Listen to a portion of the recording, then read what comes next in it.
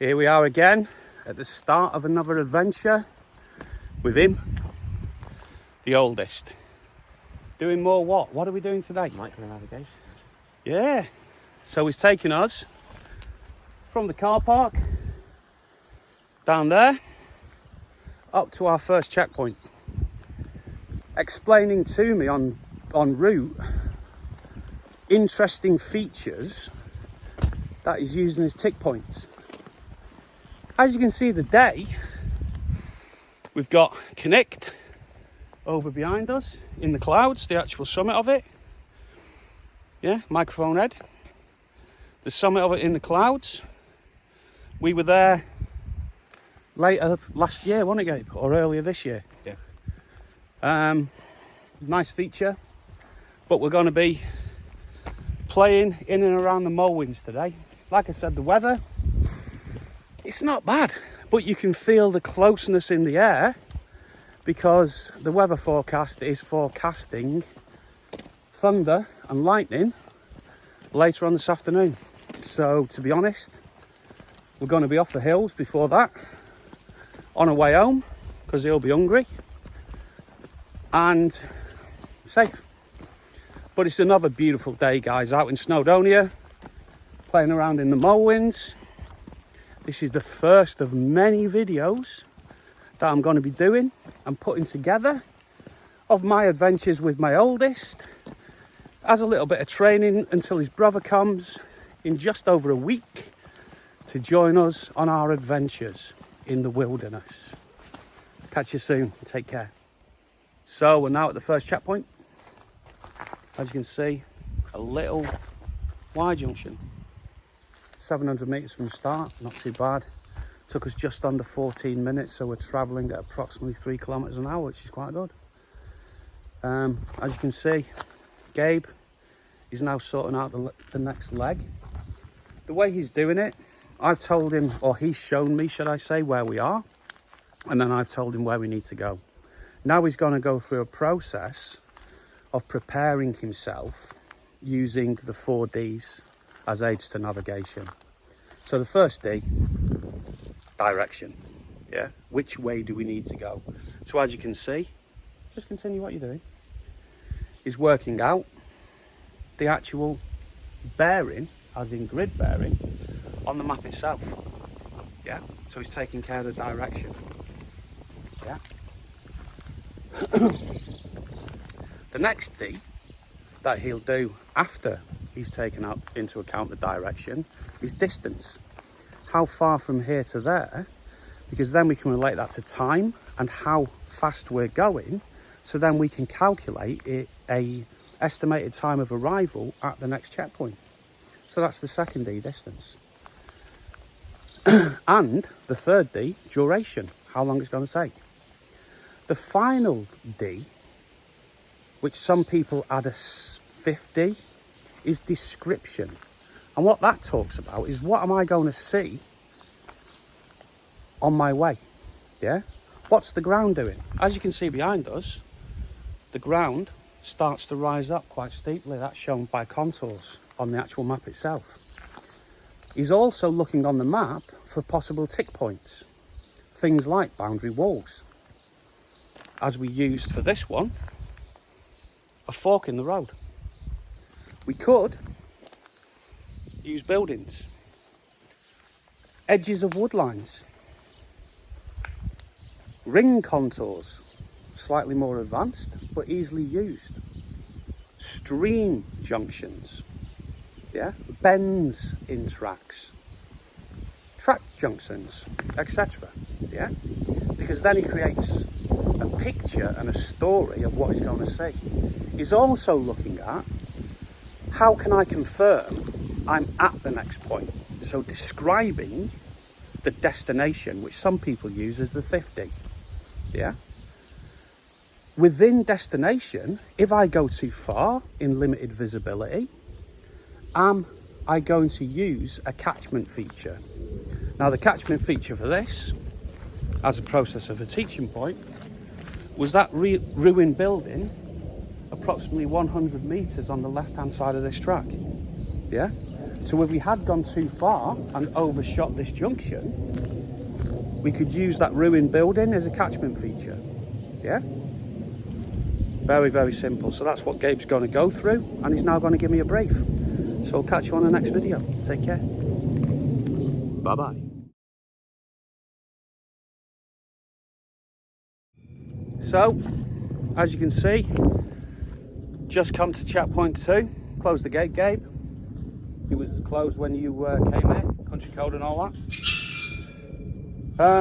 The reason we knew we were at this boundary wall, just left of the boundary wall is a steep drop. Yeah, very, very steep ground, as you can see. So that's clearly marked on the map by contours being very close together. Also, behind us, if you follow that boundary wall all the way down, it comes to quite an established farm complex, which is also clearly visible on the map. Plot those things together, steepness of the ground, to the left and to the right of us, boundary wall, dropping down to the farm complex. We're at checkpoint 2, yeah? Using those 3 visible things describing our destination before we get there, we know straight away we are where we need to be, so we don't need to take out the map. Does that make sense? Yeah. Young Padawan, anything to add? I think you covered it. Are you sure? I'm very sure. Okay. He's doing quite well today. It has been how many months since we've been out? A good... 6 months, I'd say. No, I'm blessing. Well, maybe, because the last time was January, wasn't it? Yeah. As some of you know, in the videos, I got injured, took quite a lot of time off, and then, what else have we been practicing? Climbing. Yeah. So now we're slowly bringing everything together. The things that we discussed last year, the climbing, the navigation, moving into, possibly, before winter kicks in, a little bit of scrambling as well, which would be quite nice. See you later. Good day. Goodbye. So we're now at checkpoint 3. There he is. Looks like a midget there, doesn't he? Like a mini midget me. He's just sorting out the next leg to then come up here and brief me once he's put his day sack on.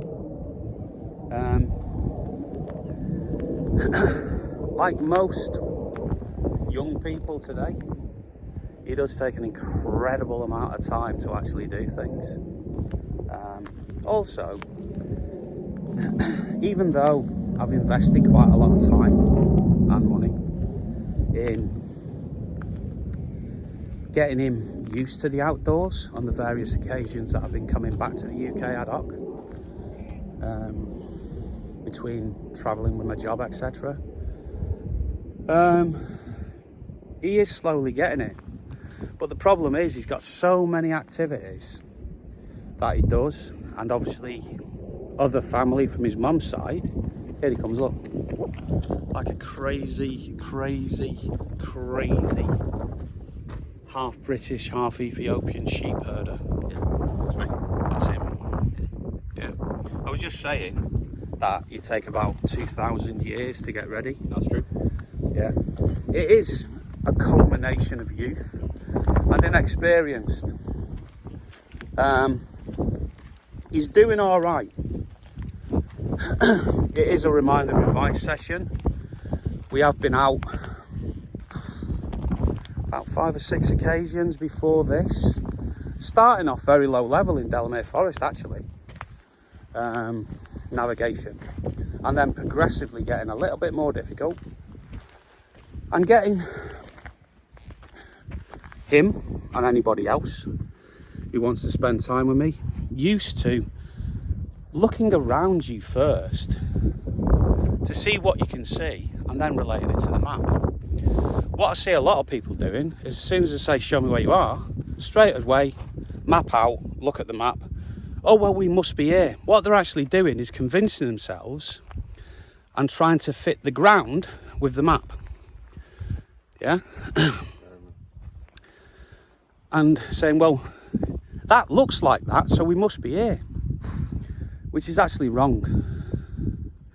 If you get to where you think your destination is, have a look around. Like on tracks like this, and with still quite decent visibility, even though the clouds are starting to slowly roll in. Start to see a weather front coming in as well. It's quite easy. When you get off track, the basics that we're learning on the track, you apply in the exact same way, but using the shape of the ground to tell the story, as opposed to bends in tracks, etc. When we get above the boundary walls, there's also got to be no more boundary walls. So then we have to use other tick-off features to actually help us on our journey. Yeah, I've just given Gabe the next checkpoint. He's plotted it, he's figured it out. He's predicted in his head how long it's going to take us, how far it is, and what interesting things possibly we're going to see on our journey to the next location. Yeah? So I'll catch you on the next video when we get to the next location. So, down where Strenzel Penzel is, all the way down there, about 50 metres below me, is Gabe. Took us to the next location, which was checkpoint 3, and now we're heading off to checkpoint 4. Again, steady state, moving about 3 k's an hour. Each leg I'm keeping to maximum half a kilometre, to just getting back into things. I'm still on the track, because I'm back to basics. What civilians would call bronze level navigation skills. The weather's picking up, so to be fair, I don't know how much longer we're going to be out here for, because as you can see, we are seeing quite a lot of storm clouds coming in. So potentially the thunder and lightning that we were going to be expecting around 3:30, 4 o'clock this afternoon, weather forecast, might be a bit earlier than expected. But let's see. We'll play it by ear. Safety in numbers. Safety all the time. The group leader has got the safety equipment. What safety equipment are we rocking today, Gabe? Confidence row, first aid kits. We've got mobile phone case, need to move. We've got flasks, cold. Yeah, what else have we got? Big fuck off emergency shelter. Yeah. Yeah.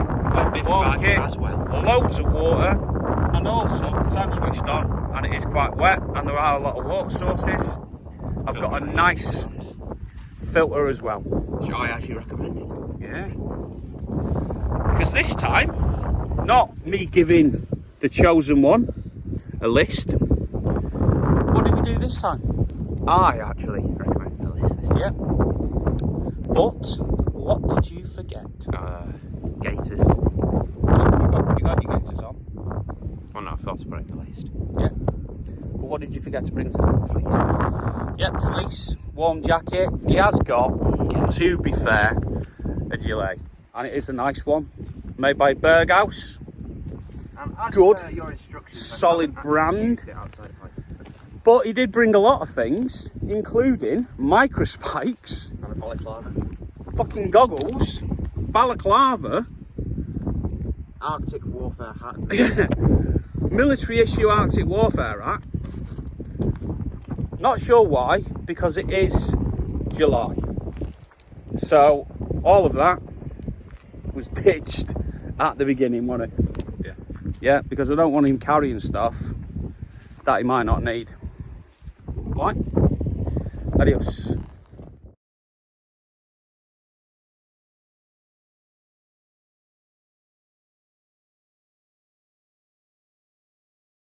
Right, as you can see, now done 4 checkpoints. We've come a little bit off-road now. We are on, and this is an interesting point to note, what you'd class as a public right-of-way. But as you can see, it's little more just behind him than a sheep track. Now, people automatically assume the various different rights-of-way, as in public rights-of-way, indications on the maps are actually tracks.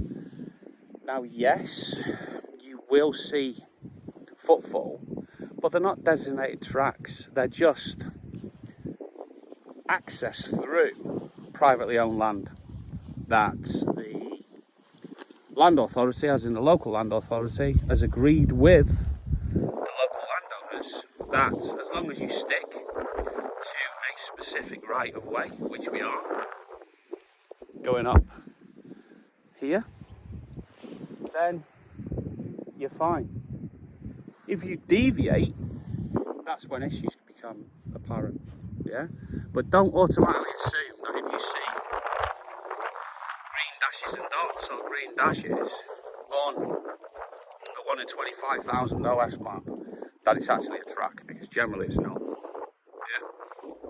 That's why understanding these things is vitally important. That's why I take him out. Him there. Him. Yeah, anything like that? Great day out. Yeah. Look how beautiful it is. You know, he's quite boring. Look how beautiful it is all the way around. The weather comes in, wispy clouds, like the wispy wanderers.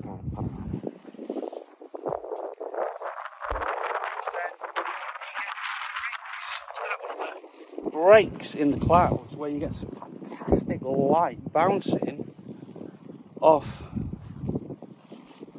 the slopes opposite us. Now obviously opposite us we're still on opposite. Fantastic mountain. Enjoying ourselves out here. Moving on now to checkpoint 5, which the wee fella, him, he's navigating us to. See you in a bit. Adios.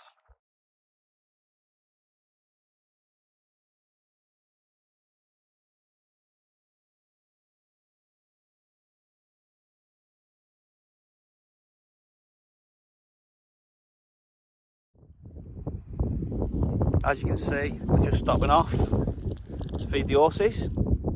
Down there, the horses, see him? Little tiny horse, there he is. Yeah, so generally, we're now between checkpoint 5 and checkpoint 6. We've taken it off the track now, completely.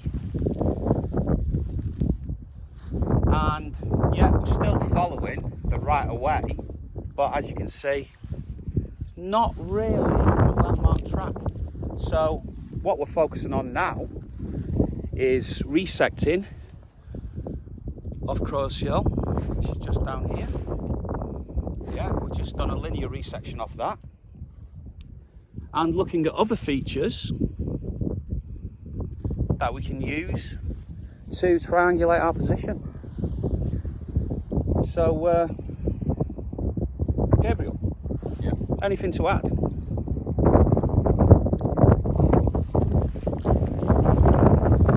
That little hole there is known as a crow, I thought. Yeah, that's what I said. Yeah. And the way you do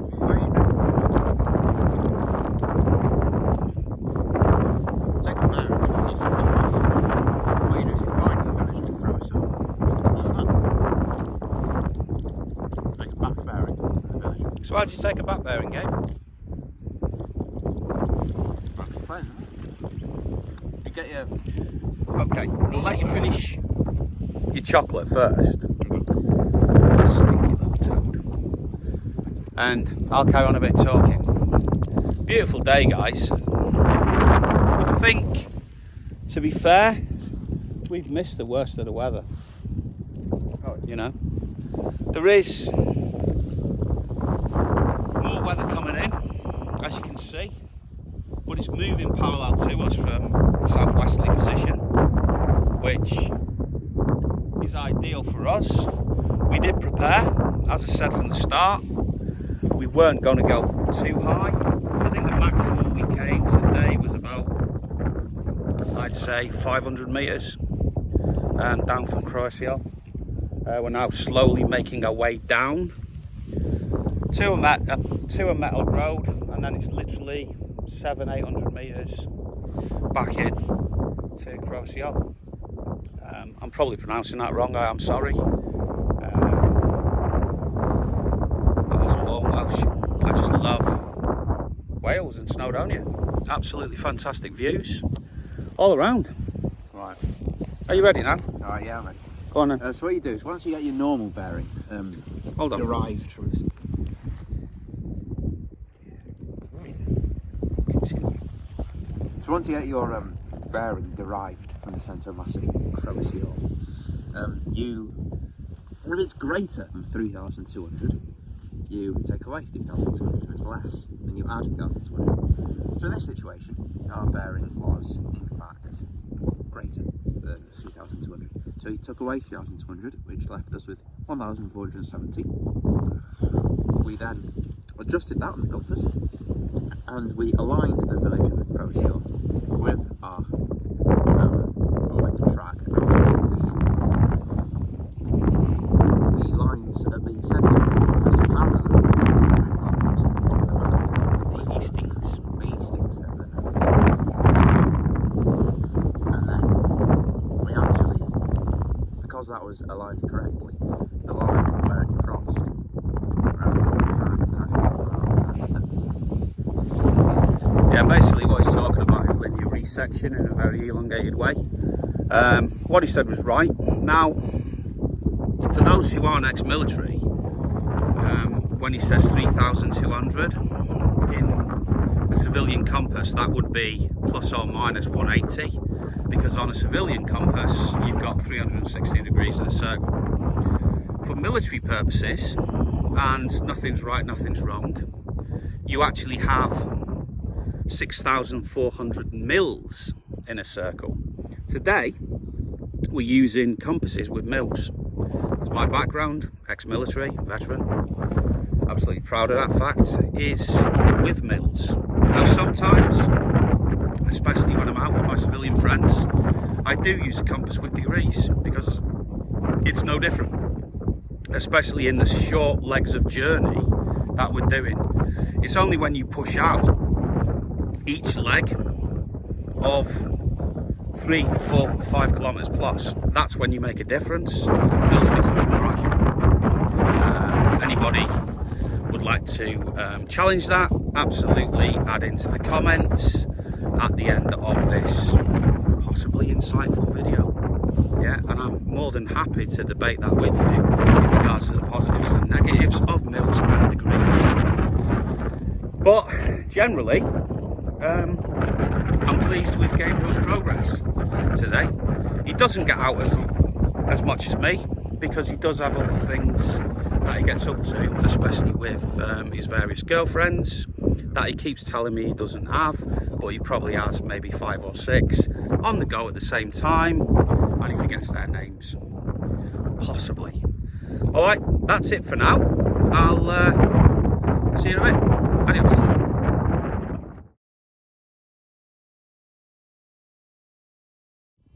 Right, that's us now at checkpoint 5. That's the last but one checkpoint. All we got to do now is hit the main track, and Gabe's going to lead us back to the car. Just came down off the high feature, nice and steady state, always path of least resistance. Nice steady state down, watching a footing all the way down, teaching Gabe a little bit of movement on steeper ground, which was quite interesting. Yeah.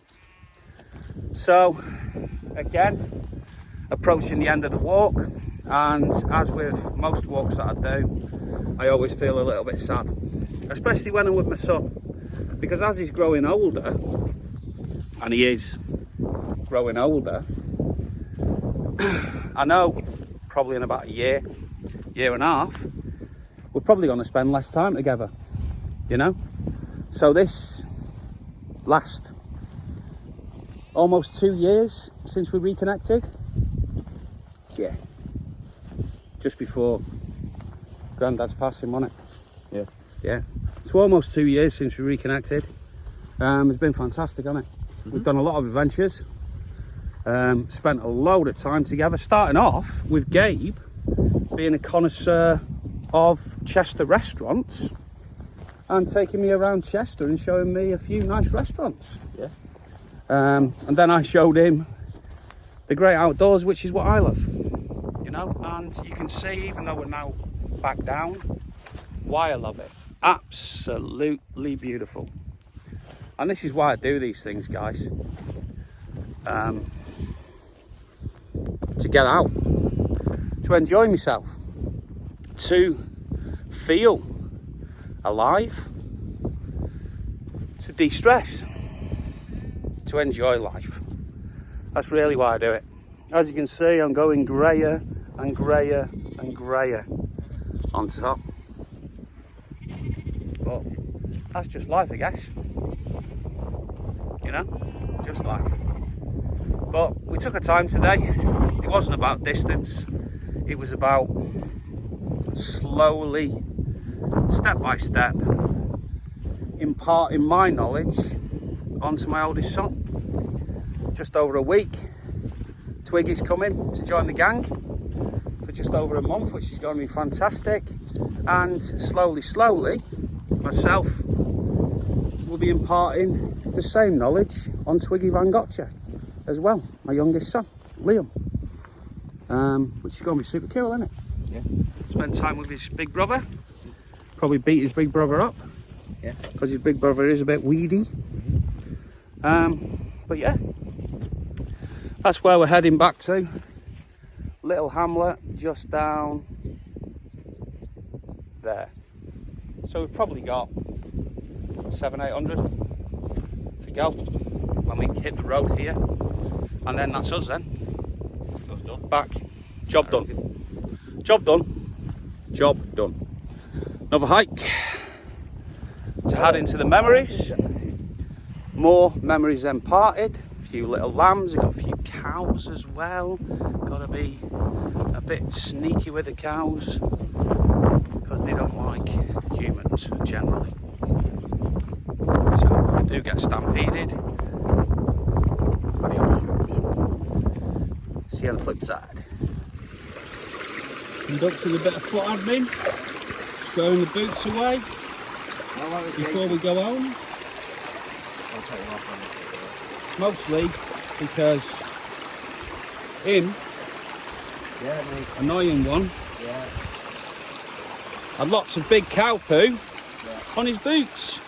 And strangely, he didn't bring any spare shoes because he is. What are we? That's what he is. So, nice cooling sensation for the old buats. Only another couple of hundred and then we're back. Follow this little metalled road. Back to the car park. Square the kit away. Bit of Lucasade. And then we're done.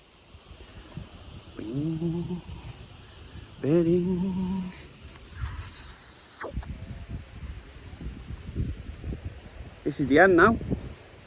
The end of the road. Always makes me a little bit sad. Squared the boots away. Nice and clean.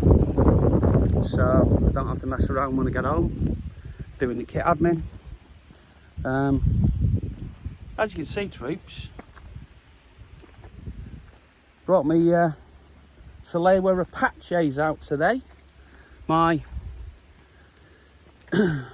slightly stiffer soled boots that I normally wear in late autumn, early winter, early springtime when I'm scrambling. But I haven't had them on my feet for about 3.5 months. So I thought I'd bring them out, give them a run out, and feet are absolutely fantastic. Absolutely love these boots. Couldn't recommend them more. They do take a cramp on because you've got a little heel shelf at the back. I won't even wear these. That takes a cramp on. Because He wants to say something. What do you want to say? not the camera now, so. Okay. Adios.